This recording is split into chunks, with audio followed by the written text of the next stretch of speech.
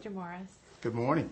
Typically, you will perform a comprehensive physical examination on new patients or patients being admitted to the hospital.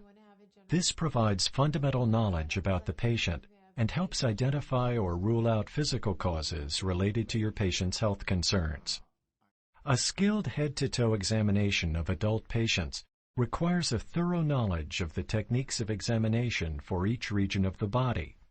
You should be prepared to detect normal variations and abnormal findings. The patient's health and well-being should be the primary focus of the examination, but you must promote the patient's personal comfort as well. Take time to adjust the examining room's environment prior to the examination, making changes in lighting, sound, or privacy, for example. By demonstrating respect for the patient, you promote the patient's comfort and relaxation, which helps ensure a successful examination. Another key to patient comfort is your attention to proper draping during the examination, combined with communication about your intentions as you move from one regional examination to the next. Your patients will appreciate knowing why you are adjusting their gown or causing them even minor discomfort. Minimize the number of times you ask the patient to change positions, from sitting to supine or from supine to standing, for example, to assure patient comfort. Developing a systematic sequence of examination greatly aids your ability to conduct an accurate physical examination with thoroughness and efficiency. With experience, you will acquire a routine that works well for you and for the patient. With the patient's health history in mind, and after good hand hygiene, you are ready for the physical examination.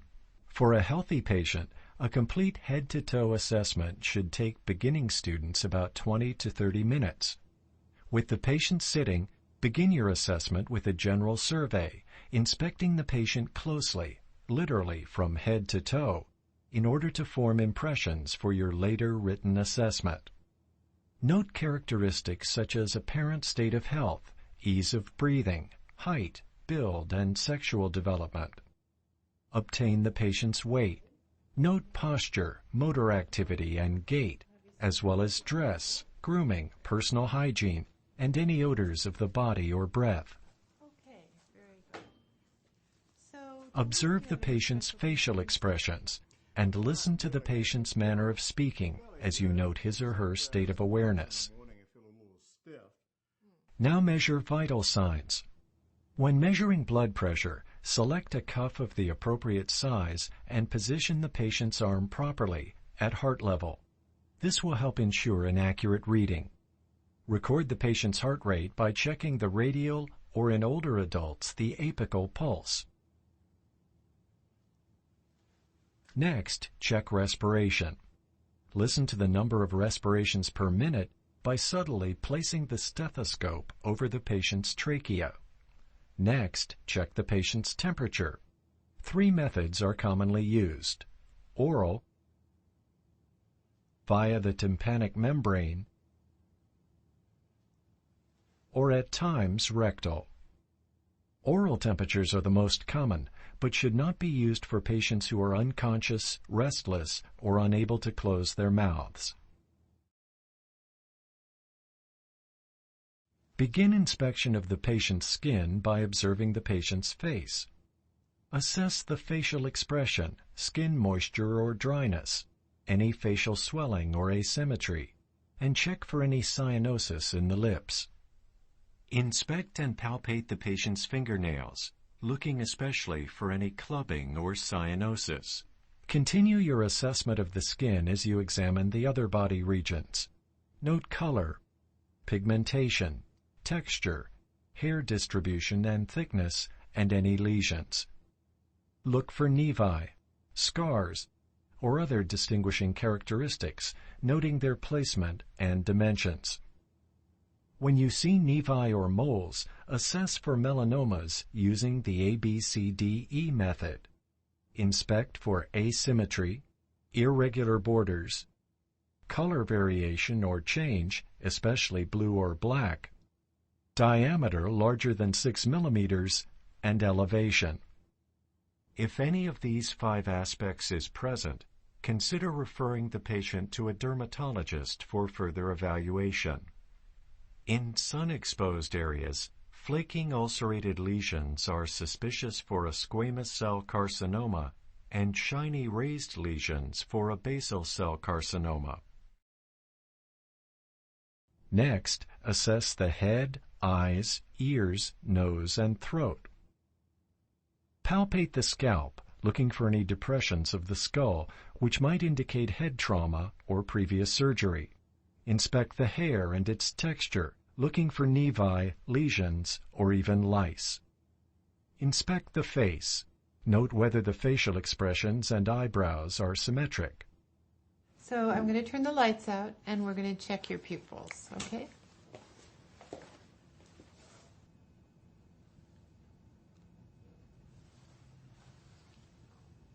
Check the color of the conjunctiva and sclera, looking for pallor in the conjunctiva or icterus in the sclera. Inspect each cornea, iris, and lens, noting any injection of the cornea, especially around the iris. Compare the pupils and test their reactions to light and accommodation. With an ophthalmoscope, inspect the ocular fundi, checking carefully for sharpness of the disc margins and especially any blurring of the margins, suggesting papilledema, shown here. Next, examine the ear canal and drum, using your largest ear speculum and holding the otoscope at an upward angle. Check auditory acuity. If acuity is diminished, check lateralization using the Weber test, and compare air and bone conduction with the René test. Next, inspect the anterior and inferior surfaces of the nose. Note any asymmetry or deformity. Then, inspect the inside of the nasal passages with an otoscope. Palpate for sinus tenderness by pressing up on the frontal sinuses from under the bony brows, then press up on the maxillary sinuses.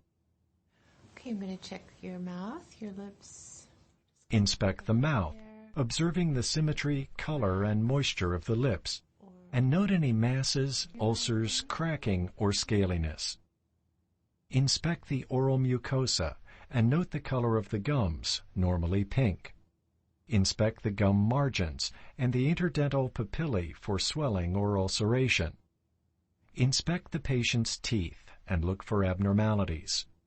Inspect the hard and soft palates, the uvula, tongue, and other structures of the mouth. Pay particular attention to the floor of the mouth and the sides and undersurface of the tongue, for here is where leukoplakia or cancers can develop. Next, you may wish to perform a brief assessment of the 12 cranial nerves while the patient is sitting and facing you. Cranial nerve 1, the olfactory nerve, is typically not tested unless a neurological problem is suspected. In the head-to-toe assessment, cranial nerve 2, the optic nerve, can be assessed with a test for visual acuity by using a Snellen eye chart. Pupillary response was tested earlier. Cranial nerves 3, 4, and 6 control extraocular movement. All right, I'd like you to look straight ahead, just right over my shoulder, and then I want you to follow my finger, okay?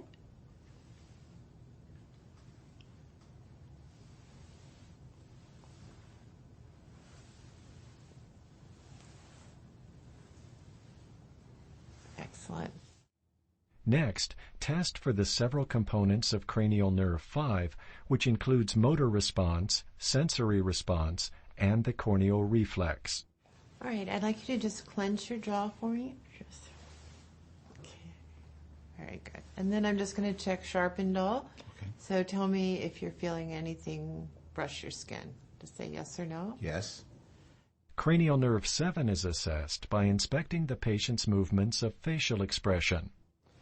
Raise your eyebrows for me. Good. And relax. Squeeze your eyes tight shut. Good. And puff your cheeks. Relax. And show me your teeth. Excellent. Next, assess cranial nerve 8, which is responsible for hearing. Test one ear at a time. I'm going to whisper in your ear and tell me what you hear. 21. Excellent. 14. Very good. Assess cranial nerves 9 and 10 by listening to the patient's voice. Is it hoarse, or does it have a nasal quality? Open your mouth. Here, you'll also ask the patient to say ah, or to yawn as you watch for symmetric movement of the soft palate, uvula, and the interior and posterior pillars and pharynx. For cranial nerve number 10, warn the patient that you are going to test the gag reflex. Then, stimulate the back of the throat lightly on each side in turn. Assess cranial nerve 11 from behind the patient. Look for atrophy or fasciculations in the trapezius muscles. Ask the patient to shrug both shoulders upward against your hands. Note the strength of the trapezius. From the front, ask the patient to turn his head to each side against your hand. Observe the contraction and force of the opposite sternomastoid and note the force of the movement against your hand. Assess the 12th cranial nerve by inspecting the patient's tongue for atrophy or fasciculations. All right, I'd like you to stick out your tongue for me. Then, with the patient's tongue protruded, look for asymmetry and deviation from the midline. Once you have completed any assessment of the 12 cranial nerves, inspect the neck by palpating the anterior and posterior cervical lymph nodes. For each node, note its size, mobility, and any tenderness. Note any masses or unusual pulsations in the neck. Next, palpate in the sternal notch to check the position of the trachea. It should be midline. Ask the patient to take a sip of water and inspect for the thyroid gland as the patient tips his head back, then swallows. Just hold it in your mouth. Okay. From in front of the patient, inspect and palpate the region below the cricoid cartilage for the thyroid isthmus and for any glandular enlargement. You can lower your head. I'm just going to feel for the... Repeat, standing behind the patient.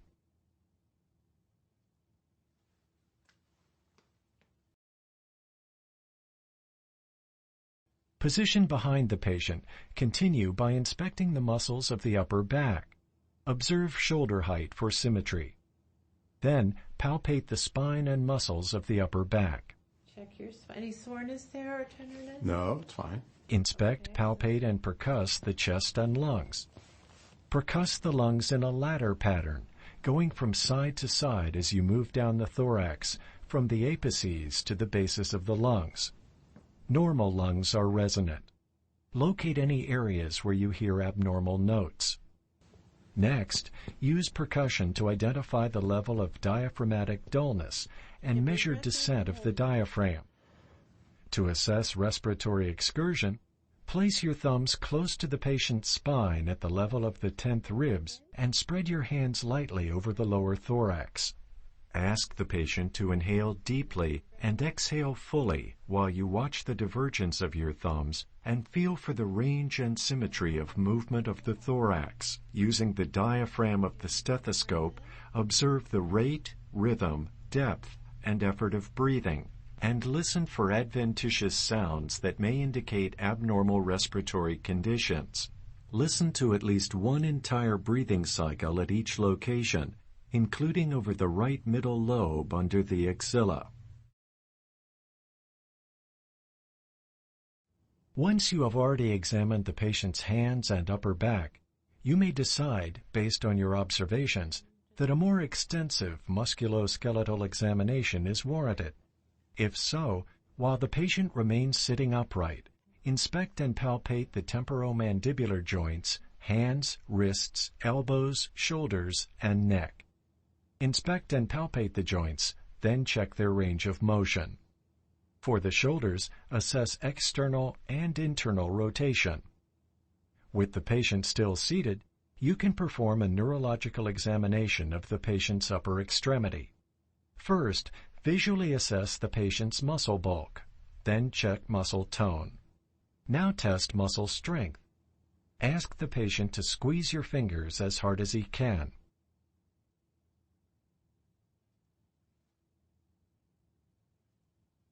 Next, test the patient's biceps.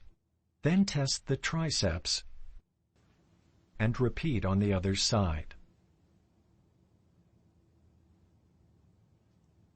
Okay, with your eyes open, touch my finger. Next, check for point-to-point movement. Now again. Good. And assess rapid, alternating movements. Together, these exercises help you assess the patient's upper extremity strength and coordination. Excellent. Examination of the breasts is important for both female and male patients.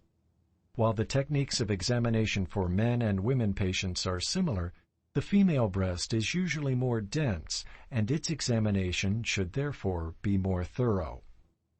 Palpate in a smooth rotary motion, assessing the breast tissue for consistency, tenderness, and nodules or masses. In the woman, to begin the examination, visually inspect the breasts with the patient seated and her arms at her sides. Inspect the breasts with her arms raised and with her hands placed on her hips. In either sex, inspect the axillae and feel for the axillary nodes. Feel for the epitrochlear nodes as well.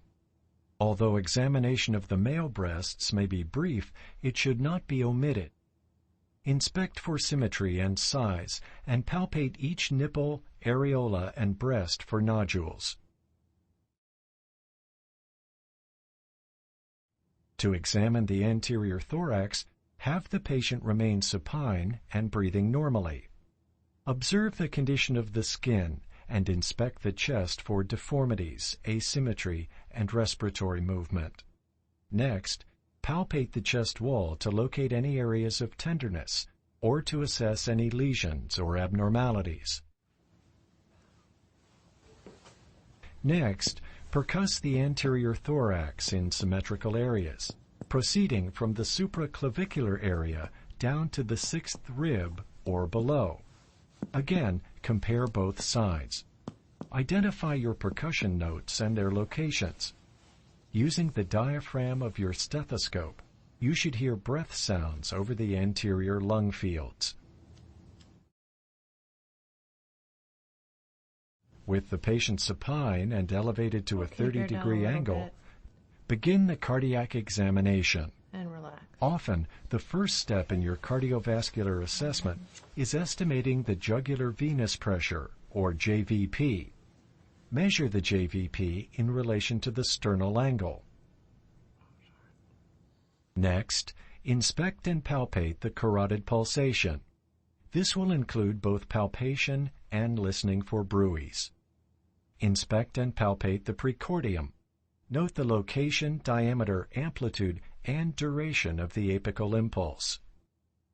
Listen at each auscultatory area in 6 positions.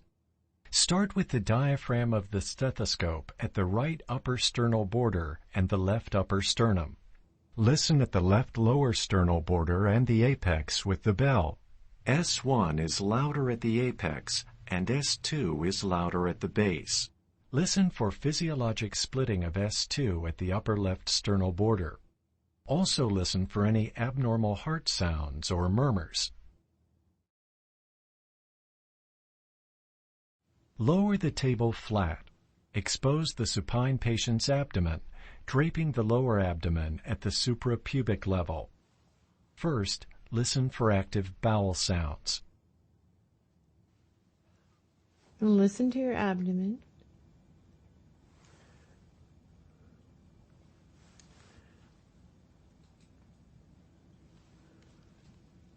Palpate lightly, then deeply.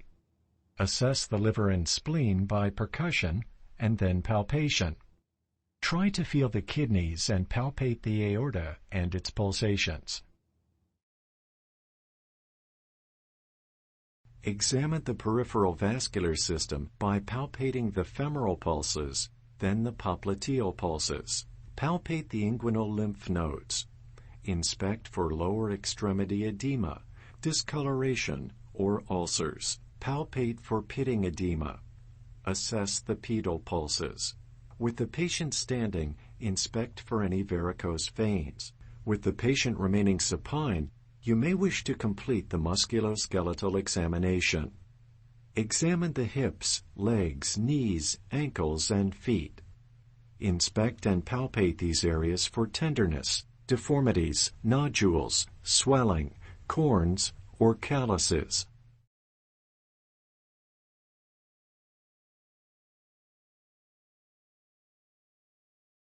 To complete the neurological examination, assess lower extremity strength, bulk, tone, sensation, reflexes, and Babinski's to complete your examination of the nervous system. Inspect the patient's musculoskeletal system, both supine and standing. With the patient standing, examine the alignment of the spine and its range of motion, as well as the alignment of the legs and feet. Observe the patient's gait and ability to walk heel to toe and walk on the toes, the heels, hop in place, and do shallow knee bends. Do a Romberg test and check for pronator drift.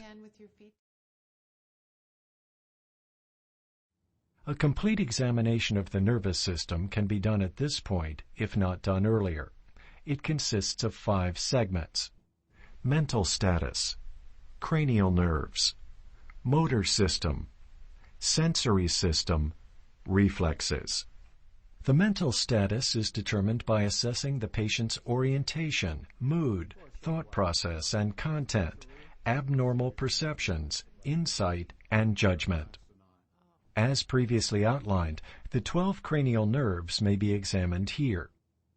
The motor system consists of examination of muscle bulk, tone, and tests of strength of major muscle groups of the upper and lower extremities. Assessment of the sensory system evaluates pain and, if indicated, temperature, light touch, vibration, proprioception, and discrimination. Test the reflexes of biceps, triceps, brachioradialis, patellar, and Achilles deep tendon reflexes and the Babinski's. Genital and rectal examinations are often performed at the end of the head-to-toe examination. An examination of male patients begins with inspection of the genitalia, continues with inspection of the sacrococcygeal and perianal areas, and includes palpation of the anal canal, rectum, and prostate. Genital and rectal examinations of female patients begin with inspection of the external genitalia and continues with a speculum examination of the vagina and cervix, including a pap smear and cultures if indicated. The clinician may also perform a bimanual examination of the uterus and adnexa, followed by the rectovaginal and rectal examinations if indicated. Pay particular attention to draping during these examinations, and whenever possible, continue to minimize the patient's exposure. Remember that a clear, well-organized clinical record, employing language that is neutral, professional, and succinct, is one of the most important adjuncts to patient care. The patient is of medium height and weight, middle-aged, and responds well to questions. He is relaxed, his skin is warm and moist. He is well-groomed, his color is... After practice and further review of this video, make sure you have mastered the important learning objectives for examining the patient head to toe. The more adept you are at the principles of clinical reasoning, patient interviewing, and therapeutic support, the more effective your physical examination will be to the well-being of your patient.